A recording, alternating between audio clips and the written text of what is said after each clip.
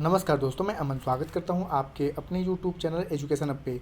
यह बिहार शिक्षक भर्ती के टीयर 3 और टीयर 4 के लिए सामाजिक विज्ञान यानी कि संविधान के एनसीईआरटी बेस्ड क्वेश्चन सीरीज का यह चौथा क्लास है और यह कक्षा 6 का एनसीईआरटी से संबंधित आपके क्वेश्चन आंसर हैं। और आज के इस वीडियो में हम देखेंगे पंचायती राज से संबंधित क्वेश्चन आंसर को। तो चलिए शुरू करते हैं बिना किसी देरी के। तो यहाँ पे पहला प्रश्न पूछा गया है कि निम्नलिखित में से कौन सा कथन सत्य है। तो पहला कह रहा है कि एक ग्राम पंचायत कई वार्ड में बटा होता है और प्रत्येक वार्ड अपना एक प्रतिनिधि चुनता है जिसे वार्ड पंच के नाम से जाना जाता है। तो यह बिल्कुल आपका सत्य है। दूसरा कह रहा है आपका कि पंचायत क्षेत्र में लोग मिलकर सरपंच को चुनते हैं जो पंचायत का मुखिया होता है। तो यह भी आपका सत्य है। तीसरा कह रहा है कि वार्ड पंच और सरपंच मिलकर ग्राम पंचायत का गठन 5 साल के लिए करते हैं। तो यह भी स्टेटमेंट आपका सत्य है। तो इस प्रकार से कह सकते हैं कि उपरोक्त में से एक से अधिक कथन सत्य है। तो सही आंसर होता है आपका डी। अगला क्वेश्चन है निम्नलिखित कथनों पर विचार कीजिए। पहला कह रहा है कि ग्राम पंचायत का एक सचिव होता है जो ग्राम सभा का भी सचिव होता है। तो बिल्कुल आपका सही है। दूसरा कह रहा है कि सचिव का चुनाव नहीं होता, उसकी सरकार के द्वारा नियुक्ति की जाती है। तो यह भी आपका सत्य है। तीसरा कह रहा है कि सचिव का काम है ग्राम सभा एवं ग्राम पंचायत की बैठकें बुलाना और जो भी चर्चा एवं निर्णय हुए हैं उनका रिकॉर्ड रखना। तो यह भी आपका सत्य है। तो सही आंसर होता है आपका डी कि उपरोक्त में से एक से अधिक कथन सत्य हैं। अगला क्वेश्चन है ग्राम सभा के बारे में कौन सा कथन सत्य है। तो पहला कह रहा है ग्राम सभा एक पंचायत के क्षेत्र में रहने वाले सभी वयस्कों की सभा होती है। तो यह बिल्कुल आपका सत्य है। दूसरा कह रहा है आपका ग्राम सभा में सिर्फ एक गांव हो या एक से ज़्यादा गांव भी हो सकते हैं। तो यह भी आपका सत्य है।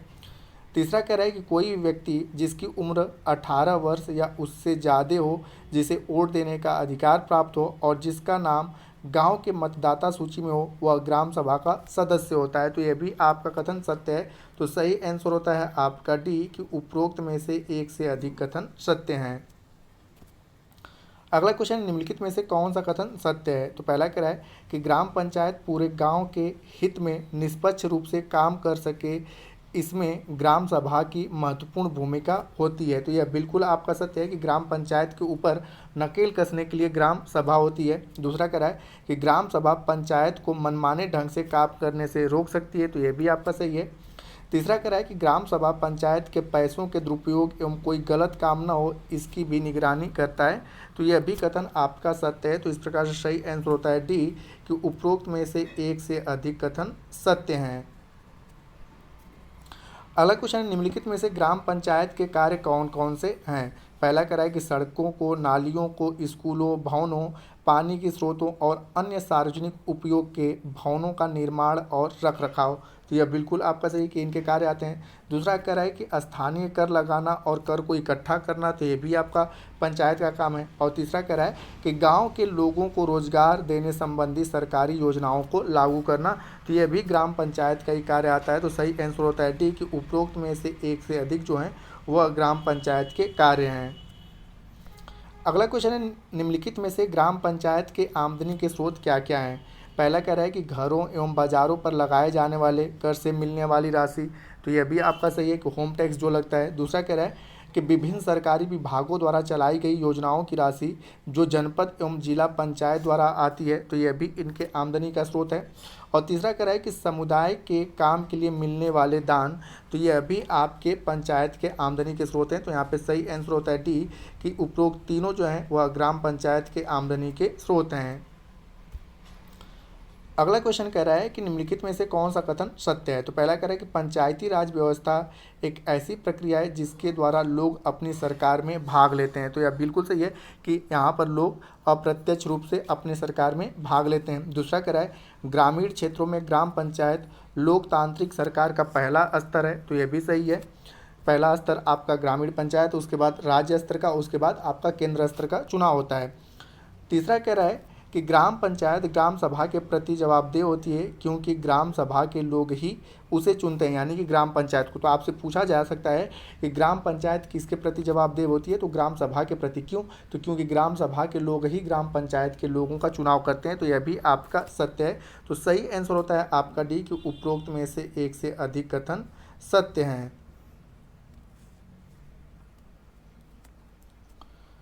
अगला क्वेश्चन है कि पंचायती राज व्यवस्था के दूसरे स्तर को किस नाम से जाना जाता है। तो आपने पता है कि पंचायती राज व्यवस्था में 3 स्तर होते हैं, ग्राम पंचायत, क्षेत्र पंचायत और जिला पंचायत। तो यहाँ पे पहले स्तर का यह है दूसरे स्तर का, और जिला पंचायत को तीसरे स्तर को कहते हैं। तो यहाँ पूछा है कि ग्राम पंचायत व्यवस्था के दूसरे स्तर को किस नाम से जाना जाता है, यानी कि क्षेत्र पंचायत के बारे में पूछ रहा है। तो इसे विकास खंड भी कहते हैं, जनपद पंचायत भी कहते हैं, और पंचायत समिति के नाम से भी जानते हैं क्षेत्र पंचायत को। तो सही आंसर होता है कि उपरोक्त में से एक से अधिक इसके नाम है, यानी कि क्षेत्र पंचायत को हम लोग विकास खंड, जनपद पंचायत और पंचायत समिति के नाम से भी जानते हैं। अगला कह रहा है कि निम्नलिखित कथनों पर विचार कीजिए। पहला कह रहा है कि प्राथमिक स्तर पर पंचायती राज व्यवस्था में ग्राम पंचायत होता है। तो यह बिल्कुल आपका सत्य है। दूसरा कह रहा है कि द्वितीय स्तर पर पंचायती राज व्यवस्था में पंचायत समिति होता है। तो यह भी आपका सत्य है। और तीसरा कह रहा है तृतीय स्तर पर पंचायती राज व्यवस्था में जिला पंचायत, जिसे जिला परिषद भी कहते हैं, यह होता है। तो यह भी आपका सत्य है। तो सही आंसर होता है डी कि उपरोक्त में से एक से अधिक कथन सत्य हैं। इस सेशन का अंतिम क्वेश्चन है कि निम्नलिखित कथनों पर विचार कीजिए। पहला कह रहा है जिला परिषद एक जिले के स्तर पर विकास की योजना बनाती है। तो बिल्कुल सही है, तीसरे स्तर की है जिला परिषद, और यह पूरे जिले के विकास की एक योजना बनाती है।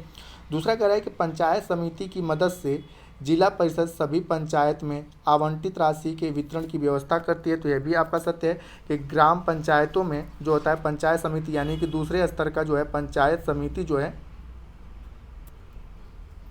पंचायत समिति, और यहाँ पर आपका जिला, तो जिला क्या करता है कि पंचायत समिति से मिलता है और सभी गांवों में जो राशि होते हैं उनके वितरण की व्यवस्था करता है। तीसरा कह रहा है कि संविधान में दिए हुए निर्देशों के आधार पर देश के हर राज्य ने पंचायत से जुड़े अपने कानून बनाए हैं, इसलिए पंचायत संबंधी कानून हर राज्य के कुछ अलग अलग हो सकते हैं। तो यह भी आपका सत्य है। तो इस प्रकार से सही आंसर होता है डी कि उपरोक्त में से एक से अधिक कथन आपका सत्य है। तो दोस्तों ये आपका रहा 5वां चैप्टर, 6वां चैप्टर है गाँव का प्रशासन। इससे संबंधित क्वेश्चन जल्दी आप लोगों के लिए लेकर आऊँगा, जो कि आपके बिहार के शिक्षक भर्ती परीक्षा के लिए काफ़ी महत्वपूर्ण हो सकता है, क्योंकि जितने भी अभी तक बिहार के टियर 1, टियर 2 और टियर 3 जो कि कैंसिल हुआ, जो भी क्वेश्चन पूछे गए वो NCERT बेसिक थे। तो उससे बाहर कुछ आपको नहीं पढ़ना है। तो उम्मीद करता हूँ कि यह वीडियो आपके एग्ज़ाम के लिए काफ़ी हेल्पफुल रहेगा, और आप लोग ऐसे ही हमारे साथ बने रहें जैसे कि हम आपके लिए वीडियो लेकर आते रहें। तो वीडियो के अंत तक बने रहने के लिए धन्यवाद। अगर आपको यह PDF चाहिए तो आप PDF के लिए हमारे टेलीग्राम से जुड़ सकते हैं, जिसका लिंक वीडियो के डिस्क्रिप्शन में दिया हुआ है। तो वीडियो के अंत तक बने रहने के लिए धन्यवाद। मिलते हैं जल्दी नेक्स्ट वीडियो में।